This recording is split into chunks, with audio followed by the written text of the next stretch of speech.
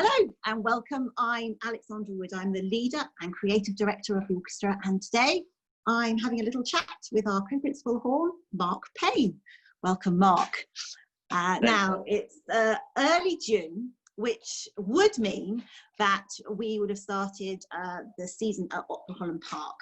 Of course, the operas very sadly won't be happening this year, and that's left a huge void, I think, in the kind of artistic life in London for the audiences that go there very regularly. It's got a very loyal and ever-expanding audience. It's getting very, very popular now. The cast and crew at Holland Park, but of course our own musicians, because Opera Holland Park has become part and parcel of the fabric of what we do at CLS. It kind of helps us define our year and the arch of the seasons. But none more so than for you, Mark, because you are a kind of legend in the orchestra, let's face it. Because more often than not, you do every single opera. Am I right?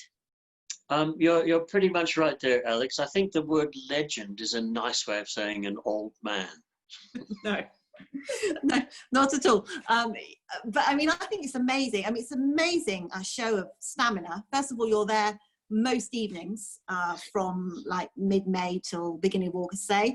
And what the audience maybe don't realise is at the start of the season, very often you will be rehearsing later operas in the day, and then you'll have a performance in the evening. So just in terms of, particularly as a brass player, I mean, they must be grueling days, surely. By the end of the season, you must be absolutely exhausted. How do you manage it? It's quite paced. It's nicely paced, even if you do, as I tend to do, most of the operas.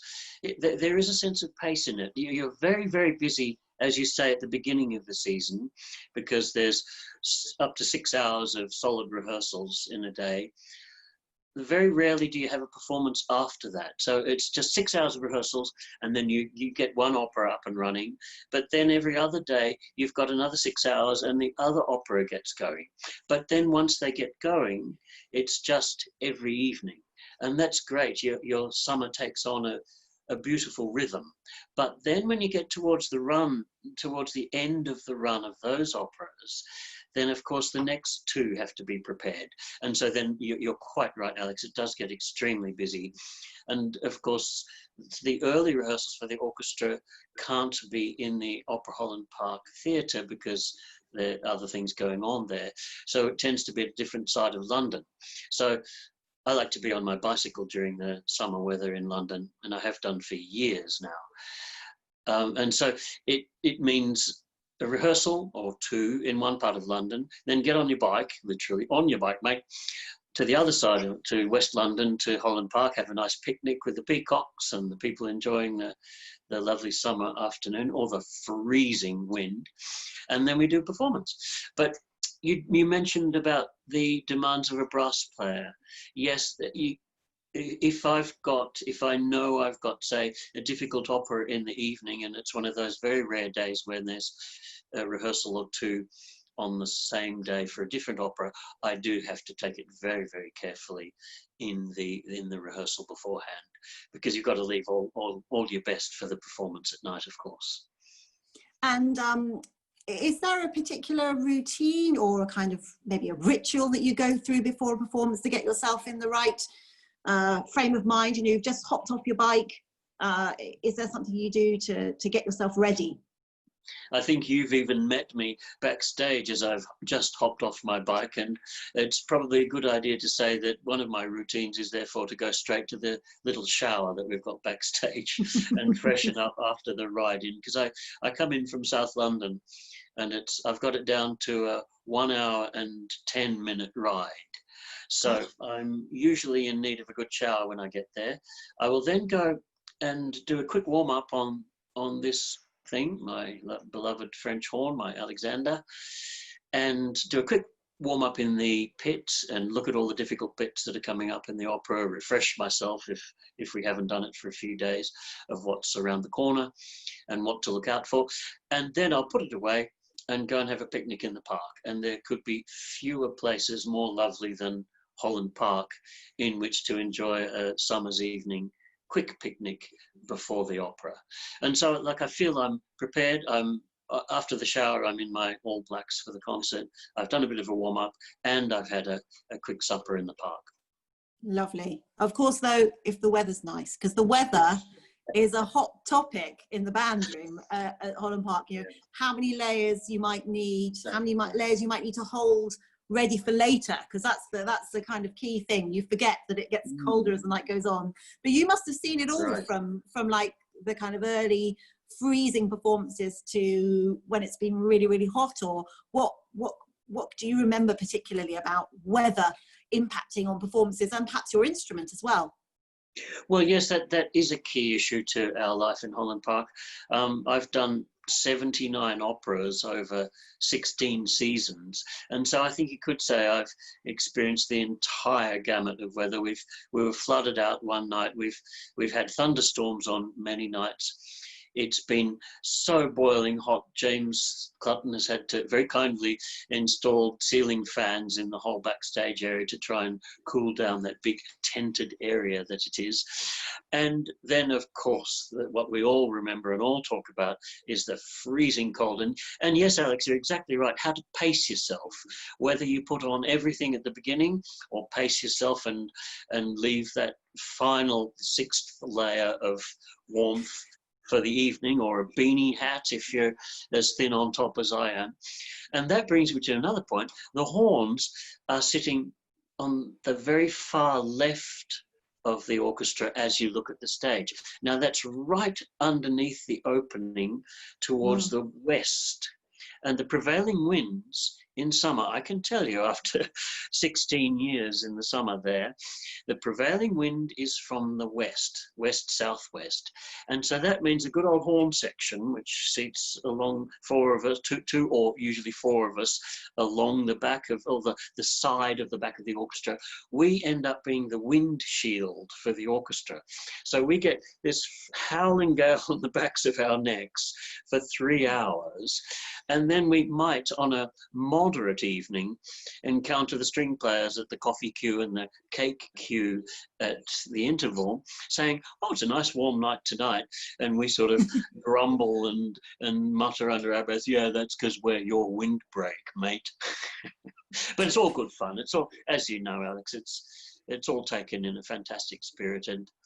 And even so, I must say that I have felt colder there at Holland Park than at any other time of my life. And then, of course, trying to play your instrument when you're shaking, sometimes we've had to crouch down a little bit off the front of our seats, and so I'll get too close to the camera just to illustrate the point, and be trying to play your instrument like that and looking up at the conductor, music flapping around in the background, because of the cold wind. Oh, it's all good fun. They don't teach you that at music college, do they? No, they don't. And does it affect the horn as well? I mean, I know it has sort of small impact on string instruments, and maybe you wouldn't hear it in the audience, but you can feel that the instrument's responding differently. Yeah. But do you get water collecting in the instrument more than normal, or? Yes, fantastic question, Alex. We do, because of the hot, moist air that we're blowing through a cold and absolutely freezing cold metal tube. You get condensation, which is a polite word for spit. And so, yes, we have to, you'll see us doing this endlessly in the pit on a cold night, because water collects in these lower parts of the tube here, or condensation collects there and can really muck up the playing. But also, just like your fingers on the fingerboard and the feel of the bow on the string, I'm sure, our sensitivity of our lips is also affected by the freezing cold. And yeah, there's a classic moment in Mozart's opera Così fan tutti that we've done, I think now 3 times at Holland Park, where very late in the opera, around about just after 10 o'clock at night, usually, we get to a really difficult aria fantastic aria for the soprano, and two horns feature very prominently, and Mozart gave really florid, exciting passages. But by that time, on a cold night, we're absolutely frozen, and we're emptying out our horns, as I said before we have to play it. We're trying to get our lips to buzz, to vibrate properly, so we're desperately trying to get that working before we have to come in on this delicate, beautiful, quiet, high music. Oh, Mozart had no idea that it would be performed in a park. The challenges that you face. So you said you've done 79 operas, is that right? Yep, that's right. Do you have a favorite? Or do you have and also do you have a favorite, maybe the same thing, a favorite memory of your time at Holland Park? Oh, wow. Well, as you could imagine, with so many operas, that's a really great question, but a really difficult one to answer. Some of my memories, some might be not particularly musical memories, like the night that the legendary La Stupenda Joan Sutherland arrived in the auditorium and just took everybody's breath away, and everybody just stood up to applaud her when she came in. That's a memory I shall never ever forget. Her husband Richard Bonning was conducting the production. That's why she came along. A favorite opera, one that springs to mind, is Ariadne auf Naxos, which I think we did a couple of years ago. I've always wanted to do a Richard Strauss opera, being a horn player, and that was my opportunity. That was fantastic.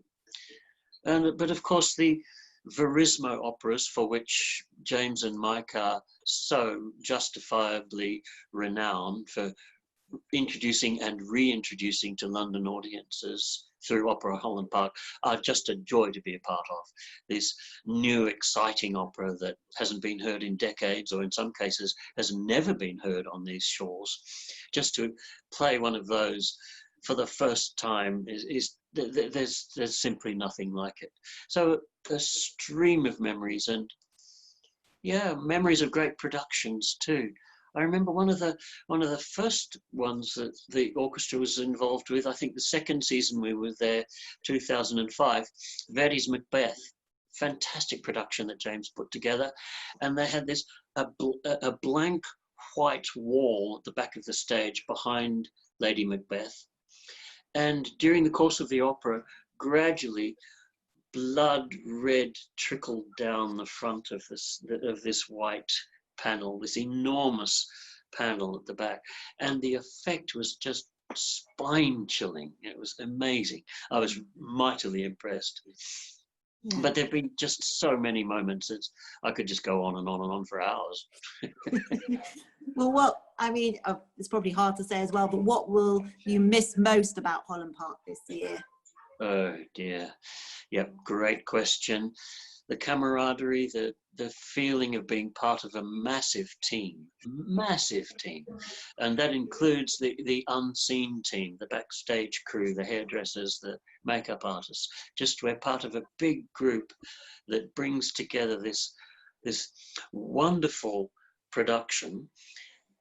And then when we get to that moment, as I said recently, we get to that moment where all the preparation just comes to a halt.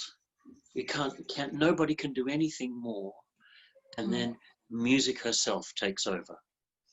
And nobody can stop it.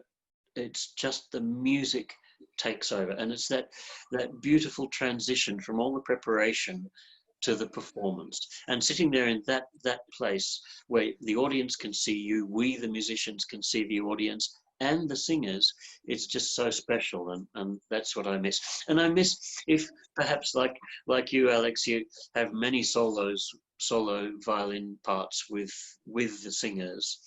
I, as a horn player, often have little moments where I have a gorgeous solo to play with a tenor or soprano, and the Holland Park pit being what it is, I can just sort of turn a little, and I can see and sometimes even have eye contact with the soprano or the tenor or whoever it happens to be.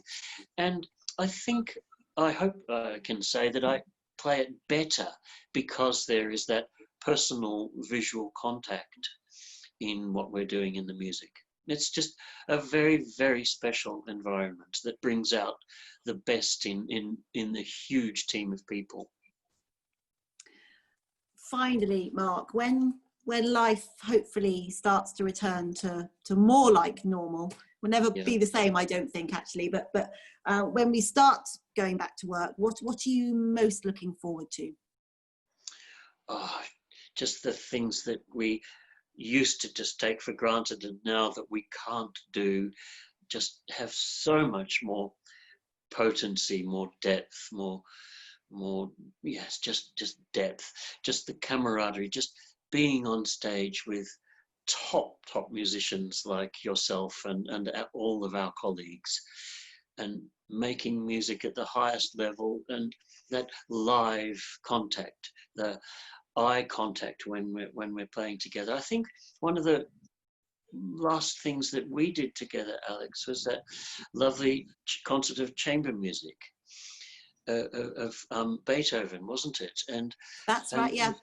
just gorgeous to be sitting on stage so close to people. You can feel the vibrations of the double bass in the floor, and you have that eye contact when you come in with on a phrase with a colleague. It's just those little things that are really missed, and to which I'll be really looking forward when it all returns. Oh, well, thank you so much. It's been lovely to talk to you today. And yeah, I look forward to those eye contact moments too. Thank you, Mark. Thank you very much. Thanks, Alex.